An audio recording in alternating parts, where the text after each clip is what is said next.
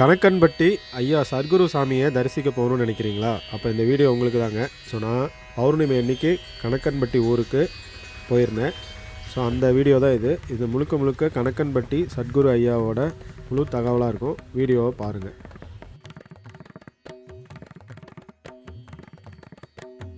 Welcome back to our channel. So இன்றைக்கி நம்ம பழனியில் இருக்க கணக்கன்பட்டி சித்தரை போய் பார்க்க போகிறோம். இன்றைக்கி பௌர்ணமி.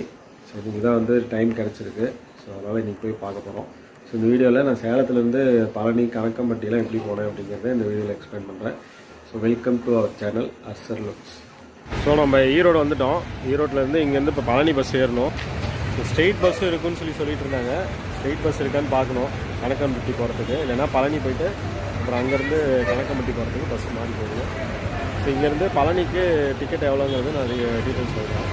பழனி பஸ் ஸ்டாண்ட் வந்துட்டோம். இங்கேருந்து கணக்கம்பட்டிக்கு பஸ் பார்த்தீங்கன்னா அங்கே கௌரி கிருஷ்ணான்னு ஒரு வாட்டர் இருக்குது, இந்த சைடில் நிற்கும். ஃபஸ்ட்டு நம்ம சேலத்துலேருந்து ஈரோடு வந்தோம். அதுக்கு டிக்கெட் 43 ரூபா. அடுத்து ஈரோட்டிலேருந்து பழனிக்கு வந்தோம். அதோட டிக்கெட் 93. இங்கேருந்து கணக்கன்பட்டி கோயில் வரைக்கும் போகிறதுக்கு பஸ் இருக்குது, கவர்மெண்ட் பஸ் இருக்குது. ஸோ அதுக்கு டிக்கெட் பார்த்தீங்கன்னா 15 ரூபா. டோட்டலாக 151 ரூபா இருக்குது நம்ம சேலத்துலேருந்து பழனி கணக்கம்பட்டி கோயில் வர வரைக்கும்.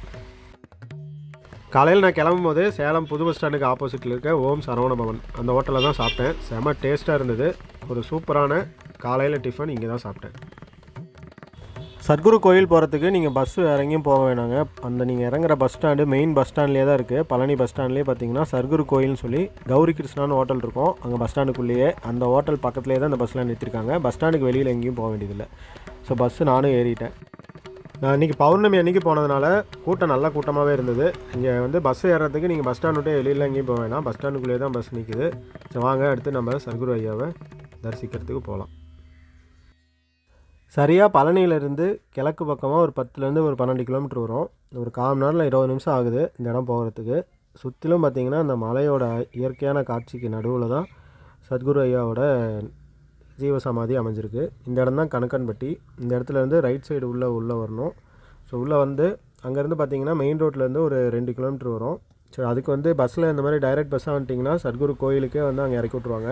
இல்லை மற்ற நாளில் வரீங்க அப்படின்னா ப்ரைவேட் பஸ்ஸு, கவர்மெண்ட் பஸ்ஸுன்னு நிறைய பஸ் இந்த கணக்கன்பட்டி பஸ் ஸ்டாப்பில் இறங்கி அங்கேருந்து நிறைய ஆட்டோ சர்வீஸ் இருக்குது.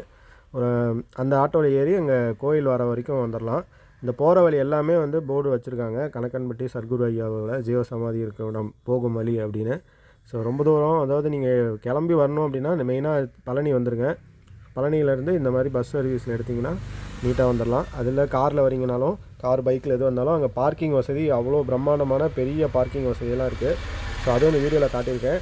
ஸோ இந்த வீடியோ முழுக்க உங்களுக்கு சத்குரு கோயில் போகிற வரைக்கும் இந்த டீட்டெயில்ஸ் எல்லாமே இதில் நான் கொடுத்துருக்கேன். ஏன்னா முறை போகிறவங்களுக்கு ரொம்ப யூஸ்ஃபுல்லாக இருக்கட்டுங்கிறதுக்காக தான் முழு தகவலாக சொல்லியிருக்கேன். ஸோ நம்ம சத்குரு ஐயாவோட ஜீவசமாதி இருக்க இடத்துக்கு பக்கமாக போயிட்டுருக்கோம். சுற்றிலும் நீங்களே பார்த்தீங்கன்னா தெரியும் எவ்வளோ சூப்பரான இயற்கை காட்சியோட நடுவில் இந்த இடம் அமைஞ்சிருக்குன்னு. பௌர்ணமி அமாவாசை டைமில் கோயிலுக்கு நிறைய பேர் வருவாங்கங்கிறதுனால பஸ்ஸு பார்த்திங்கன்னா ஸ்பெஷல் பஸ் நிறையா ஆப்ரேட் பண்ணிட்டே இருக்காங்க. நான் போனதும் பார்த்திங்கன்னா அடுத்தடுத்து பஸ்ஸு பின்னாடி வந்துகிட்டே இருந்தது. ஸோ அதனால் நீங்கள் காலையில் டைமில் கிளம்புறீங்கன்னா அங்கே பழனி பஸ் ஸ்டாண்டில் ரெகுலராக பஸ் இருந்துகிட்டே இருக்கும். அதே போல் இந்த இடமே நல்லா இயற்கை சூழல் மிக்க இடமா இருக்குது. ரொம்ப இயற்கை காற்றோட அந்த இடமே ஒரு மலைக்க வைக்கிற மாதிரி ஒரு காற்று, அந்தளவுக்கு நல்ல கூலிங்கான ஒரு காற்று. ஸோ நம்ம கோயில் பக்கமாக வந்துட்டுருக்கோம். இன்னும் ஒரு 2 மினிட்ஸில் கோயில் போக போகிறோம். ஸோ எனக்கும் மொதல் டைமுங்கிறதுனால இந்த இடம் என்ன இவ்வளோ சூப்பராக இருக்குது அப்படின்னு சொல்லி நானும் ரொம்ப வியந்து பார்த்துட்டே போயிருந்தேன். சுற்றிலும் தென்னை மரம், அந்த மலை, அந்த தென்னை மரம், அது இல்லாமல் இந்த காற்று. இந்த கோயிலே பார்த்திங்கன்னா அந்த வேப்ப மரம் சுற்றியும் கோயிலில் பார்த்திங்கன்னா வேப்ப மரம் நிறையா இருக்கும். அதனால் காற்று அவ்வளோ ஜில்லுன்னு இருக்குது. ஸோ இடமே அந்த இடத்துக்குள்ளே நுழைஞ்சோடனே நம்ம மனசே நம்மளை தெரியாமல் அப்படியே ரொம்ப ரிலாக்ஸ்டான மாதிரி ஒரு ஃபீல் ஆகிடுச்சு. ஸோ அதுதான் எல்லாத்துக்கும் இந்த ஒரு வீடியோ பயனுள்ளதாக இருக்கட்டும் அப்படிங்கிறதுக்காக நான் வீடியோ எடுத்து பண்ணியிருக்கேன். ஸோ நம்ம கோயிலுக்கு வந்துட்டோம்.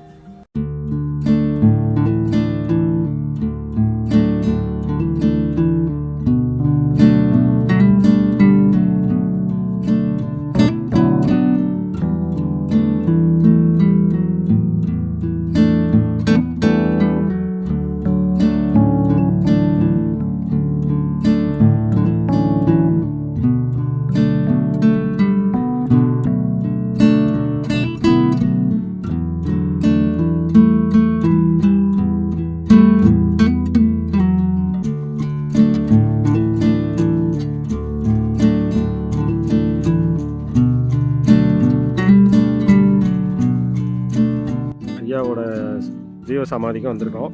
கணக்கன்பட்டி ஊர். ஸோ மக்கள் பார்த்திங்கன்னா கூட்டம் எக்கச்சக்கமான கூட்டம் இருக்க மாட்டேங்குது. இப்போ இது வந்து பார்த்திங்கன்னா இந்த இடமே ஒரு பஸ் ஸ்டாப் மாதிரி இருக்குது. இப்போ தான் நானும் ஃபஸ்ட் டைம் வரேன். எவ்வளோ ஒரு இடமா இருக்குது. இங்கே வந்து கார் பார்க்கிங்கு, பஸ் ஸ்டாப்புங்கிற மாதிரி எல்லாமே இங்கே தான் வந்து ஸ்டாப் பண்ணுறாங்க. ஐயாவோட ஜீவ சமாதி இங்கே கொண்டு வர்றாங்க. ஸோ வேறு என்னென்ன இருக்குங்கிறது இந்த இடத்துல நான் சொல்கிறேன். மலையை சுற்றி எல்லாம் தென்னந்தோப்பு, இது மாதிரி பசுமையான இடம் இங்கே தான் அமைஞ்சிருக்கு. வாங்க நம்ம போகலாம். ஐயாவோட ஜீவ சமாதிக்கு நம்ம வந்து பெரிய விளக்கம் கொடுக்க வேண்டியதில்லை. ஏன்னா எல்லா மக்களுக்குமே தெரியும் எங்கே இருக்குது அப்படின்னு. ஸோ இன்றைக்கி தான் முறை நானும் வரேன். ஸோ ஐயா வந்து இன்றைக்கி தான் வந்து அனுமதி கொடுத்த மாதிரி ஜீவ சமாதிக்கு பௌர்ணமிக்கு வந்திருக்கேன். கூட்டம் இன்றைக்கே சரியான கூட்டமாக இருக்குது. அதுக்குள்ளே வந்து ஜீவ சமாதியில் எப்படி இருக்குங்கிறத எடுத்து பார்க்கலாம். வெல்கம் டு அவர் சேனல் லர்சன். நம்ம பஸ் விட்டு இறங்கினோடனே இந்த நேராக தெரியுற இந்த வழியில் தாங்க போகணும். இதில் நேராக தெரிகிறது தான் அங்கே ஜீவ சமாதி. அதுக்கு முன்னாடி விரிய மரமும் வேப்ப மரமும் ஐயா உட்காந்துருந்த இடம், அங்கேயே வணங்கணும். இங்கேயே அரிசி இதெல்லாம் விற்கிறாங்க. கோயிலுக்கு அன்னதானம் கொடுக்கணும்னா இங்கேயே வாங்கிட்டு போய் கோயிலில் வந்து அன்னதானம் கொடுக்கணும். பெரிய ஊராட்டமே இருக்குங்க. இங்கே உள்ளே வந்து பார்த்தீங்கன்னா கம்பட்டிங்கிறது ஒரு மிகப்பெரிய ஒரு ஊராகவே இப்போ மாறத்துக்கு. கோயிலுக்கு இப்போ நாம் போய் சாமி கும்பிட்டு போகிறோம். ஸோ கோயிலுக்கு நம்மளால் முடிஞ்ச ஒரு சின்ன அன்னதானம் பேக் ஒன்று வாங்கியிருக்கேன். ஸோ 5 கிலோ பை ஒன்று ஐயாவோட பேரில் இன்றைக்கி வாங்கி கோயிலுக்கு கொடுக்கணும். இப்போ பார்க்கலாம். அடுத்த டைம் வந்து வரும்போது இதோட வந்து மிகப்பெரிய அளவு சூழ்நிலை அமைத்தோம். ஃபேமிலியை எல்லாத்தையும் கூட்டிகிட்டு வரலாம். பக்தியில் முதல் தகுதி அமைதி. நம்ம அமைதி காத்து நம்ம மனசார வேண்டுதல் வந்து கண்டிப்பாக வந்து நிறைவேறும். விரிய மரம் ஐயாவுக்கு பிடித்த இடம். அதில் இருக்க இலைகளை வந்து பிக்காதீங்கன்னு போட்டிருந்தாங்க. நிறைய பேர் அவங்க வேண்டுதலுக்காக பேப்பரில் அந்த மாதிரி வந்து மரத்தில் வந்து நிறைய கட்டியிருந்தாங்க.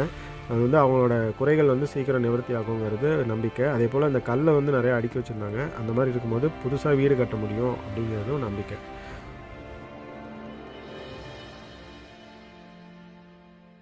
அந்த வார்த்தையெல்லாம் அவரே பேசின வார்த்தை. அதெல்லாம் ஒரு இடத்துல எழுதி வச்சுருந்தாங்க.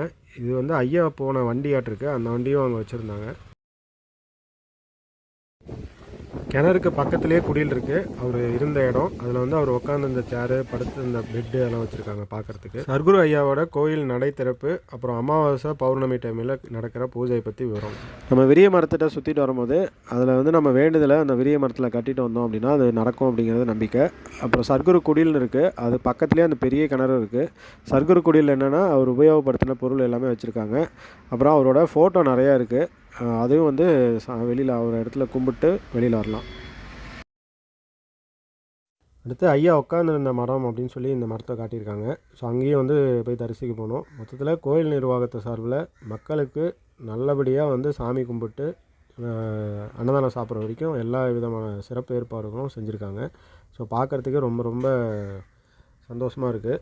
ஸோ மக்கள் வந்து போய் சாமி கும்பிட்டு நிம்மதியாக சாப்பிட்டுட்டு வெளியில் வராங்க. ஸோ அது ரொம்ப பார்க்குறதுக்கே அழகாக இருக்குது. இப்போ நீங்கள் பார்த்துட்ருக்கிறது தான் ஐயாவோட ஜீவ சமாதி இருக்க இடம். நம்ம முன்னாடி இருந்தால் அந்த வீடியோ எடுத்திருக்கோம். அடுத்து நம்ம கோயிலுக்குள்ளே போய் பார்க்க போகிறோம். ஸோ ஜீவ சமாதி இருக்க இடம். மக்கள் வந்து கூட்டம் வந்தே இருக்காங்க. இது வந்து நம்ம பௌர்ணமி டைமில் இவ்வளோ கூட்டம் இருக்குதுன்னு அமாவாசைக்கெலாம் நினச்சி பார்த்தீங்கன்னா சாமி தரிசனம் பண்ணுறதுக்கே ரொம்ப நேரம் ஆக மாட்டிருக்கு. ஸோ மக்களோட வெள்ளத்தில் நானும் போய் சாமி கும்பிட்றதுக்காக போயிருந்தேன். ஸோ அங்கங்கே இந்த மாதிரி வந்து நிறைய எழுதி வச்சுருக்காங்க. ஐயாவோட பேசின வார்த்தை, அவர் சொன்ன அந்த கருத்து அப்படிங்கிற மாதிரி கோயில் சுற்றிலும் வச்சுருக்காங்க. ஸோ பார்க்கவே ரொம்ப சூப்பராக இருக்குது. ஸோ கோயிலில் இருக்க ஐயாவோட ஜீவ சமாதியும் இந்த இடத்துல சாமி கும்பிட்றதுக்கு நல்லா ஏற்பாடு பண்ணியிருக்காங்க. மக்கள் வந்து கூட்டமாக வர்ற போதும் நல்லா வரிசையில் போய் சாமி கும்பிட்ற மாதிரி. அதே போல் கோயில் சுற்றிலும் வந்து எல்லா இடத்துலையும் இந்த மாதிரி நிறையா செட்டு போட்டிருக்காங்க. ஸோ நம்ம உட்காந்து பொறுமையாக சாமி கும்பிட்றதுக்கு. அதே போல் அன்னதானமும் இருக்குது. காலையிலேருந்து நைட் வரைக்கும் அன்னதான சாப்பாடு. உண்மையாலுமே அவ்வளோ சூப்பரான அன்னதான சாப்பாடு அருமையாக இருக்குது. வர மக்களுக்கு குடிக்கிறதுக்கு தண்ணி, அன்னதானம், இந்த மாதிரி எல்லா ஃபெசிலிட்டியும் கோயிலுக்கு வரவங்களுக்காக செஞ்சுருக்காங்க. ஸோ இது முழுக்க ஐயாவோட சர்க்குரு ஐயாவோட கண்காணிப்பில் நடக்குதுன்னு சொல்லலாம். அவருக்கு கொடுக்குற வசதி இவ்வளோ வந்து மக்களுக்கு அருமையான இது செஞ்சு கொடுக்குறாரு. கோயிலுக்கு வர பக்தர்கள் அவரை தரிசிச்சுட்டு நிம்மதி வயிறார சாப்பிட்டு கோயிலேருந்து கிளம்பி வரலாம். அந்தளவுக்கு வந்து ஏற்பாடு ஒரு சூப்பரான தரிசனம்னு நான் சொல்லுவேன்.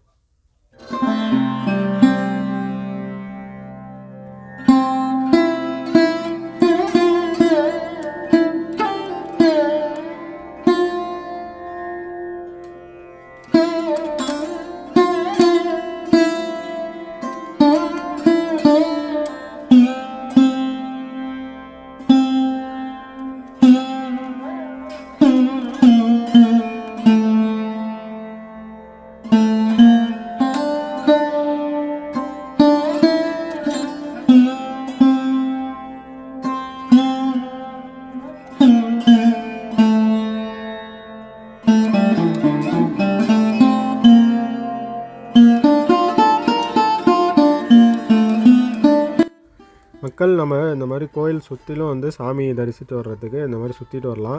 கோயிலில் வந்து அந்த ஜீவ சமாதி இருக்க இடத்த நம்ம வந்து ஒரு சுற்றிட்டு வரலாம். அதுபோல் ஐயாவோட ஜீவ சமாதியை நல்லா வந்து அலங்காரம் பண்ணியிருந்தாங்க. பூ அலங்காரமும் சரி, அந்த மேடை மேலே வந்து பார்த்திங்கன்னா சந்தனம் வந்து போட்டு அவ்வளோ சூப்பராக வந்து அலங்காரம் பண்ணியிருந்தாங்க. பார்க்கவே அந்த இடமே வந்து ரொம்ப இதாக இருந்தது, பவர்ஃபுல்லாக இருந்த மாதிரி இருந்தது.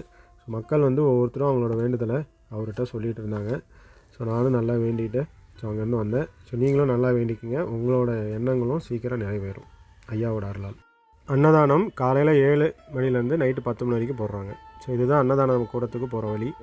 கூட்டம் பாருங்க, அன்னதானத்துக்கு எவ்வளோ பேர் சாப்பிட்டு போட்டுகிட்டே இருக்காங்க. சீது சரி, அன்னதானத்துக்கு வந்து சாப்பிட்டோம். உப்பு மிளகா காரம் சும்மா கிடைக்குமாரா சாமி, பாடுபட்டால் தான் கிடைக்கும். இந்த மண்ணில் பாடுபட்டு என்ன வேணுமோ கேட்டு வாங்கிக்கடா சாமி. கோயில் சுற்றிலும் பார்த்தீங்கன்னா மக்களுக்கு வந்து தங்கறதுக்கு இந்த மாதிரி பாருங்கள் ஷெட்டெல்லாம் போட்டு கொடுத்துருக்காங்க. கோயில் சுற்றியுமே வந்து வெயில் இல்லாத மாதிரி, அது இல்லாமல் வேப்ப மரம் அங்கங்கே இருக்குது. அதெல்லாம் வந்தீங்கன்னா சாமி கும்பிட்றதுக்கு நல்லா ஏற்பாடு பண்ணி கொடுத்துருக்காங்க. கூட்ட நெரிசலாகவும் இல்லை, சாமியை வந்து நல்லா பார்த்துட்டு வேகமாக இல்லாத மாதிரி இருக்குது. ஸோ நானும் இப்போ அன்னதானத்தை போய் சாப்பிட போகிறேன். ஸோ அமாவாசை இந்த மாதிரி விசேஷ நாளில் கூட்டம் அதிகமாக வருங்கிறதுனால இப்படி இதெல்லாம் போட்டு வச்சுருக்காங்க. ஸோ இன்றைக்கி வந்து கூட்டம் இருக்குது, ஆனால் அந்த அமாவாசை டைமில் இருக்கிற மாதிரி கூட்டம் கிடையாது. அதுக்கும் பார்த்தீங்கன்னா வரிசையாக வர்றதுக்காக இந்த மாதிரி கட்டி வச்சு இதெல்லாம் போட்டு கட்டி வச்சுருக்காங்க. ஸோ நேராக வந்து இப்போ நம்ம அன்னதானம் மண்டபம் அன்னதானம் நடந்துகிட்ருக்கு. நிறையா பேர் வாங்கி சாப்பிட்றாங்க. ஸோ நாமளும் போய் அன்னதான சாப்பாடு வாங்கி சாப்பிடணும். மக்களுக்கு பார்த்தீங்கன்னா எவ்வளோ பேத்துக்கு அன்னதான சாப்பாடு போடுறாங்க. ஒரு பெரிய நல்ல விஷயம். தானத்திலே சிறந்தது அன்னதானம்னு சொல்லுவாங்க. வர மக்களுக்கு வயிறார சாப்பாடு போட்டு அனுப்புகிறாங்க. இந்த சாப்பாட்டை வந்து நம்ம எந்த சாப்பாட்டோடையும் கம்பேர் பண்ண முடியாது, அவ்வளோ அருமையான டேஸ்ட்டுங்க. எனக்கு இந்த டேஸ்ட் வந்து இன்னமும் எனக்கு மறக்க மாட்டேங்குது. வாங்கி சாப்பிட்ட சாப்பாடு அவ்வளோ சூப்பரான ஒரு டேஸ்ட்டோட அந்த அன்னதானம் சாப்பிட்டேன். மதியம் சாப்பாட்டுக்கு வந்து பார்த்திங்கன்னா ஒரு பொரியல், அப்புறம் சாம்பார், ரசம், மோர், அப்புறம் பாயாசம், எல்லாமே அருமையான டேஸ்ட்டு. ஐயா கணக்கன்பட்டி சத்குரு ஐயாவோட அருளால் வர மக்களுக்கு அருளும் கிடச்சி வயிறார சாப்பிட்டு வீட்டுக்கு திருப்தியாக மன சந்தோஷமாக போகிறாங்க. வர மக்களோட வேண்டுதல்கள் நிறைவேறுது. அதே போல் நிறையா பேர் வந்து சாமி கும்பிட்றாங்க. ஸோ நானும் அந்த மாதிரி வந்து வேண்டுதலை வந்து வச்சுட்டு வந்திருக்கேன். அது எல்லாமே வந்து ஐயாவோட அருளால் நடக்கும் அப்படிங்கிற ஒரு நம்பிக்கையோட நெக்ஸ்ட் ஒரு நல்ல வீடியோவில் மீட் பண்ணுறேன். தேங்க்ஸ் ஃபார் வாட்சிங். பை.